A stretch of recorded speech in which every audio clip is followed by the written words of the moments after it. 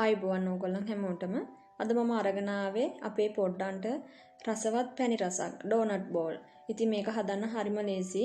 මම ඉන්න රටෙත් ගොඩාක්ම ජනප්‍රිය බබාලා ගොඩාක්ම ආස කරන හැම කොෆි බාර් එකකම වගේ තියෙන දෙයක්.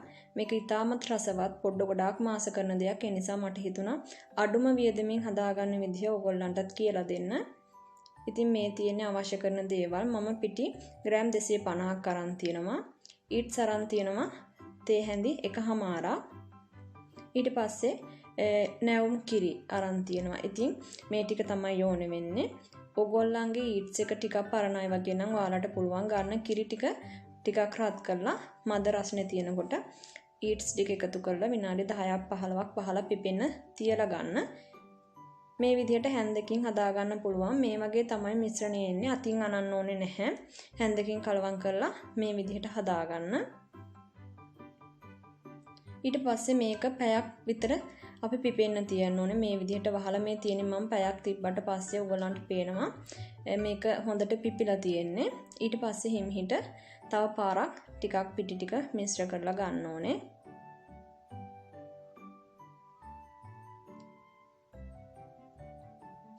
ඉතින් මේක ඔයගොල්ලන්ට පුළුවන් පැණි රස වලටත් වගේම නිකන් මේ වගේ නිකම්ම බෙදලා උනත් බබාලට දෙන්න.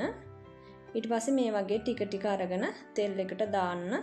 ඒ වගේම තමයි හැන්දකින් උනත් හැඳි දෙකක් පාවිච්චි කරලා ඔයගොල්ලන්ට තෙලට ටික ටික පිටි දා ගන්නත් පුළුවන්. මේ වගේ ලස්සනට පාට වෙන්න බෙද ගන්න. මේ තියෙන්නේ අපි මේ විදිහට බෙදගත්ත ඩෝනට් ටික. ඉතින් මම චොක්ලට් ක්‍රීම් එක ගෙදරම හදාගත්තා. නමුත් පුතා චොක්ලට් කන්න නැති නිසා මම මේවට චොක්ලට් පුරවලා නැහැ. නිකම්ම චොක්ලට් වෙනම තිබ්බා. ඒ වගේම මේ වගේ අයිසින් සීනි ටිකක් උඩින් දාලා දෙන්නත් පුළුවන් මොනවත්ම නැතුව. ඊට පස්සේ අපිට පුළුවන් තව සීනි සිරප් එක හදලා ඒකේ දාලා දෙන්නත්. එහෙම නැත්නම් සීනි දවටලා දෙන්නත් පුළුවන්. ගොඩාක් මෙහෙනම් තියෙන්නේ මැදට චොක්ලට් හරි ක්‍රීම් හරි මැදට පුරවලා. ඉතින් ඕගොල්ලන්ට ඒ අවශ්‍ය ඕනම විදිහකට හදා ගන්නත් පුළුවන්. පැණි රස දෙන්නේ නැති බබෙකුට නම් ඕගොල්ලන්ට පුළුවන් මේ වගේ බෙදලා මේ වගේ මැදට දෙකට කපලා මැදට චීස් කෑල්ලක් හරි මොනවා හරි ගැමති දෙයක් ගාලා දෙන්න. මොකද මේක ගොඩාක් සොෆ්ට් ඕගොල්ලන්ට පේනවා.